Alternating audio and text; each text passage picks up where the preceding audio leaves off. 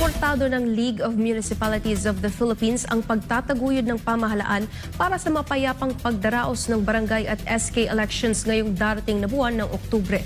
Isa na rito ang mahigpit na panghuhuli sa mga masasangkot sa vote buying. Tunghayan natin ang balita ni Paul Montibon. Tuwing panahon ng eleksyon, mapalokal man o nasyonal na halalan, hindi nawawala ang problema ng vote buying.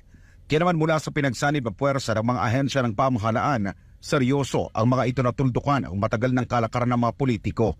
Lalo pat isang buwan na lang at magsisimula na ang pagpipila ng Certificate of Candidacy para sa nalalapit na barangay at SK elections ngayong Oktubre.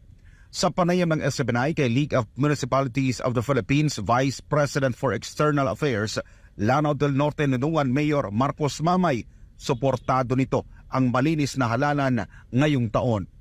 Yun nga pa sinasabi ko, nothing is impressive than the implementation of what is provided for in the Constitution.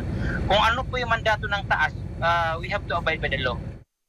Paliwanag ng COMELEC, ang nasabing warrantless arrest ay nakapaloob rito ang mandato ng COMELEC para hapulin ang mga sangkot sa vote buying at vote selling.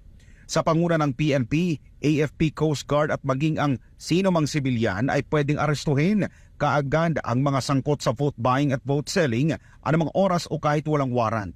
Sa kabila nito, naniniwala ang alkalde na hindi lang sa pilihan ng boto dapat tumutok ang pamahalaan, kundi ang bantayan rin ang seguridad ng publiko, lalo na sa mga lugar na mataas ang election-related incidents. Matatandaan, ilang insidente ng ambush sa mga lokal na opisyal ng bansa ang naitala nitong unang kwarter ng taon na ikinabahala ng maraming lokal na politiko. Actually, hindi ba sa sinasabi po natin na normal po yung pangyayari, yung mga ambush na mga ganyan, kasi usually kasi yun pang nangyayari, but then as much as possible, gawin po natin ang paraan na hindi po magkaroon ng lalong matinding gulo tulad po na pagkaroon ng mga ambush na ganyan. Kaya po sa atin, again and again, yung sinasabi ko pong collaborative efforts na mga men in uniform po natin, both sa Armed Forces of the Philippines and ng PNP. And of course, with the support ng mga elected officials, kasi ito ay barangay and election po, so tayo po bilang isang local civic executive, so we'll stand our neutral na act po natin bilang isang government officials para wala pong mangyaring gulo.